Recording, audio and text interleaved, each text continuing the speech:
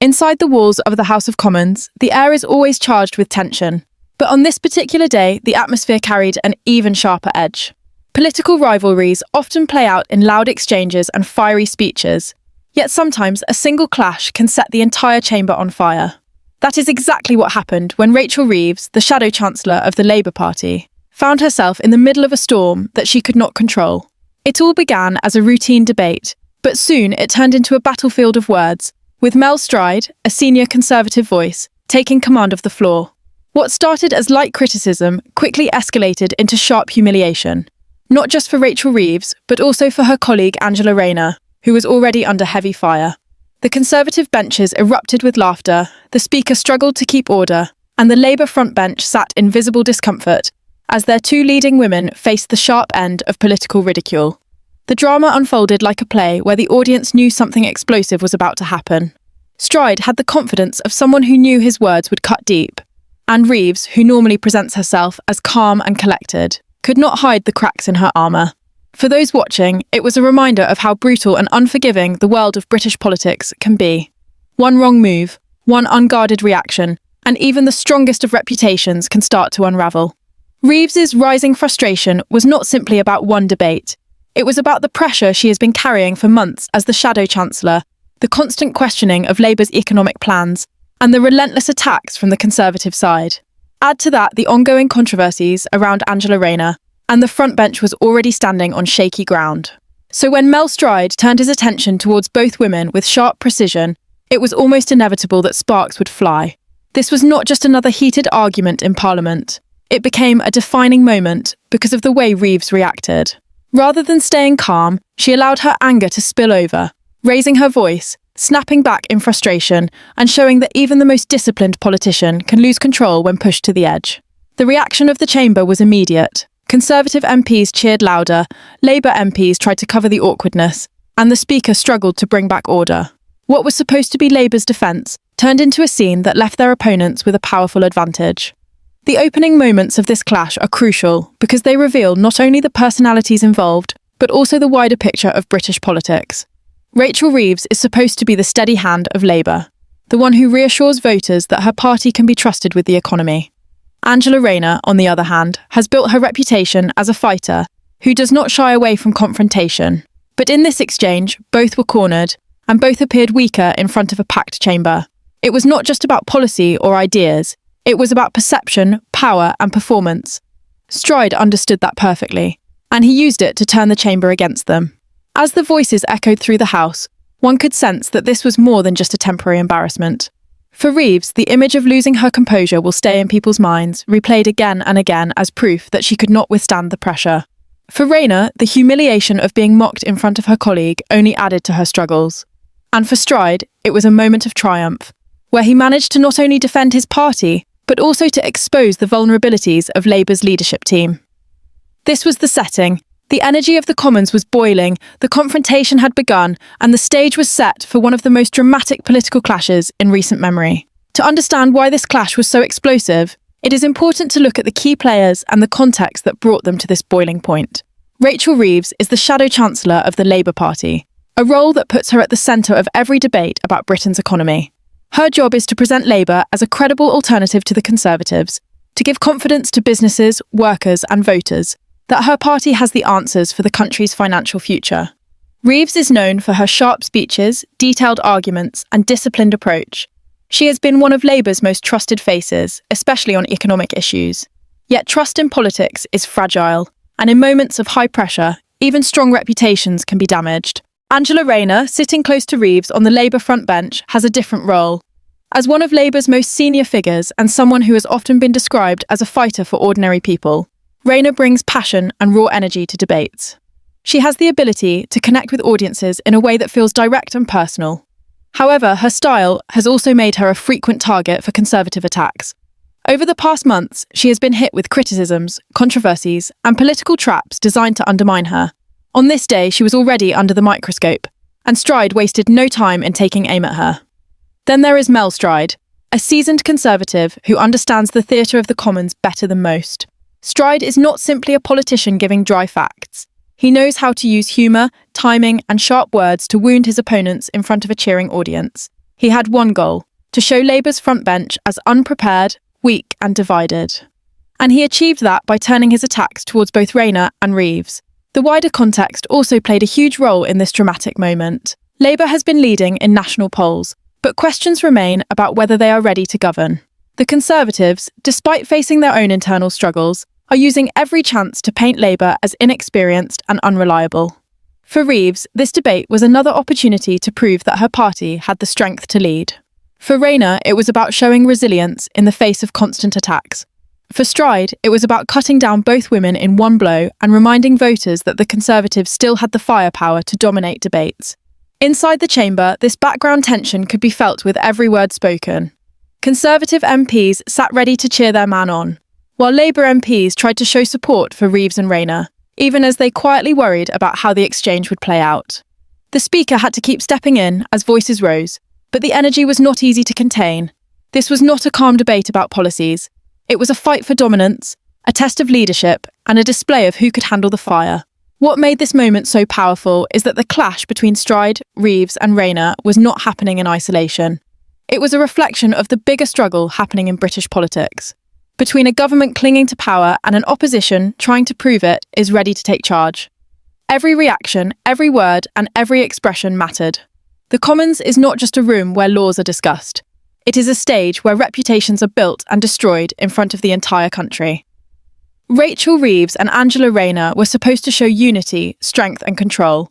Instead, they ended up looking flustered, rattled and defensive. Stride's calculated attacks exposed their weaknesses, and the loud reactions from the chamber only deepened the sense of humiliation. By the end of these opening exchanges, it was clear that this debate would not be remembered for policy details. It would be remembered for the way Labour's front bench looked when put under direct pressure, and for how a single Conservative MP managed to turn the atmosphere of the entire House against them. The real fire began when Mel Stride turned his sharp words directly toward Angela Rayner. The chamber, already restless, grew louder as he delivered a pointed attack that had all the marks of a carefully prepared strike. Rayner has always been known for her fiery comebacks and her ability to hold her ground, but on this day she looked cornered even before she had the chance to respond. Stride did not simply question her policies or her political choices. He went further by mocking her authority and casting doubt on her competence. He framed her as someone who spoke with passion but lacked the depth to back up her claims, a tactic designed not only to undermine her in front of her party, but also to provoke an emotional reaction.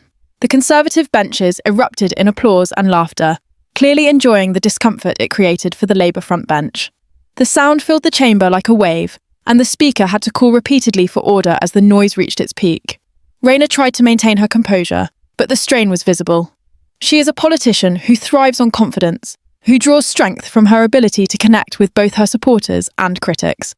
But in this moment, the laughter and jeering drowned out her presence. Her attempts to interject were swallowed by the noise, leaving her looking not like a fighter, but like someone outnumbered and struggling to find her place in the chaos. Stride, sensing his advantage, pressed on relentlessly. Each line was delivered with a mixture of humour and precision, forcing Labour MPs to sit uncomfortably while the Conservatives roared with approval.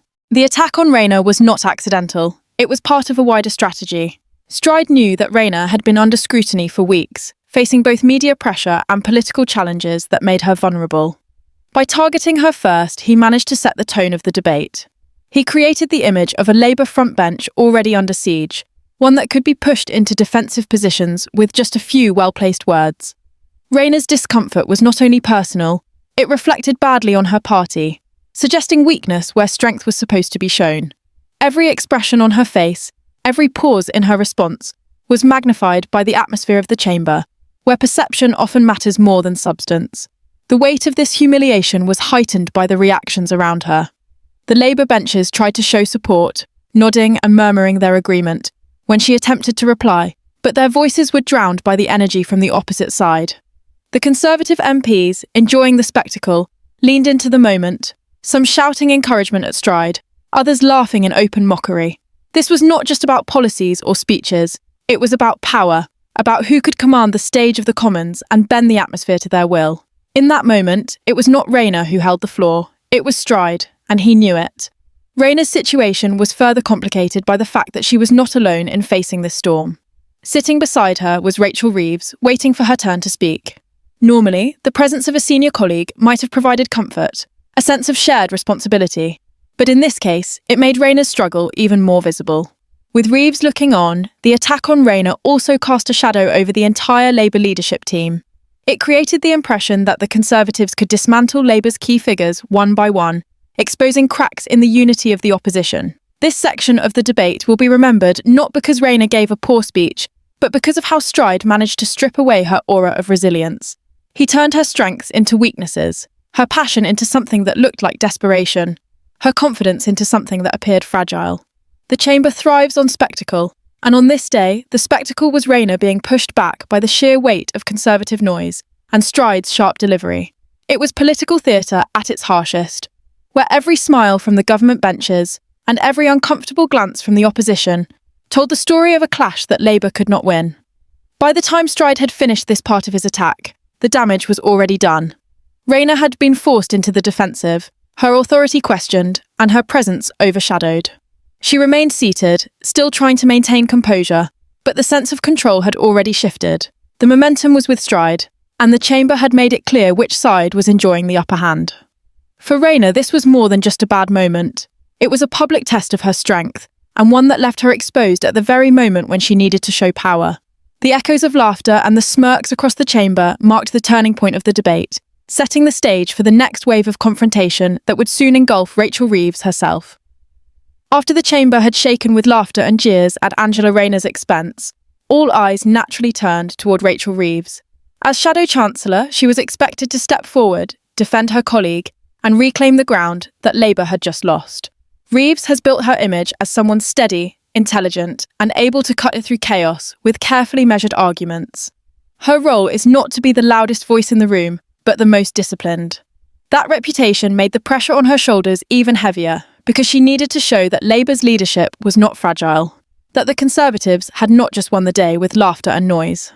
Standing up, she adjusted her papers, her body language firm and upright, as if to signal that she would bring order to the storm. The House fell into a quieter hum, waiting to see if she could rise above Stride's attack. Reeves began with sharpness, her voice carrying across the chamber in a way that demanded attention.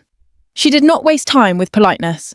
Instead, she moved directly into defence, framing Stride's comments as cheap distractions, arguing that the Conservatives were more interested in mocking than in solving real problems facing the country. She attempted to turn the energy back on her opponent, painting him as a man skilled in theatre but weak on substance.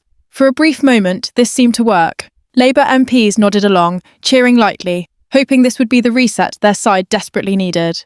Reeves looked determined, her hand movements crisp, her words flowing with the kind of certainty she usually carried in economic debate. But Stride had already set the trap.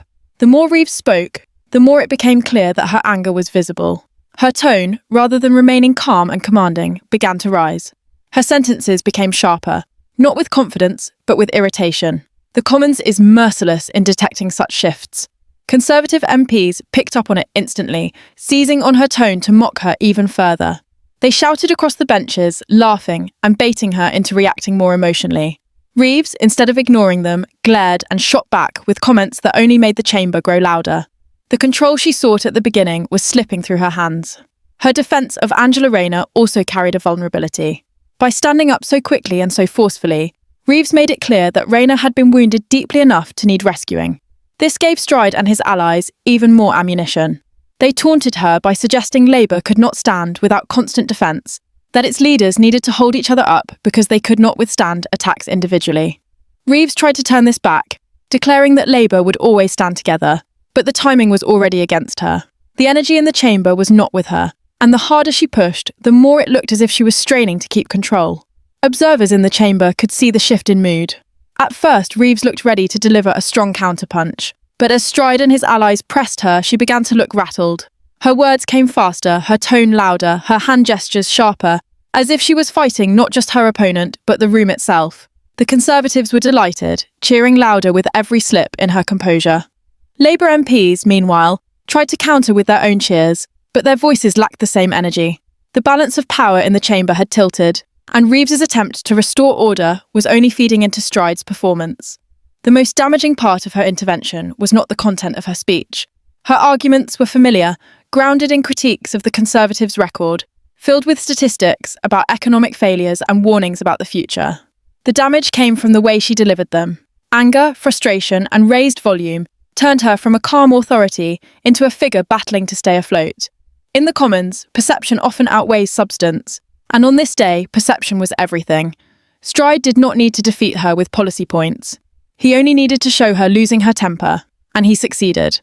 By the time Reeves sat down, the mood of the chamber was settled in Stride's favour. She had defended Rayner, she had spoken forcefully, but she had not shifted the energy back to Labour's side. Instead, she looked flustered, while Stride looked composed and amused. It was a contrast that played perfectly into Conservative hands. Reeves, stepping in, was supposed to be the moment Labour regained control, but it became the moment the Commons saw that even their most disciplined figure could be shaken. The humiliation of Rayner had now extended to Reeves, and the laughter across the benches proved that Stride's strategy had worked better than anyone expected. This section of the clash cemented the narrative of the day.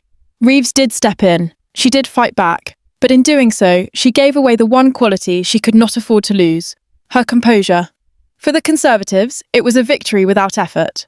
For Labour, it was a wound that would not be forgotten quickly. The stage was now set for Stride's counterattack to land with even greater force.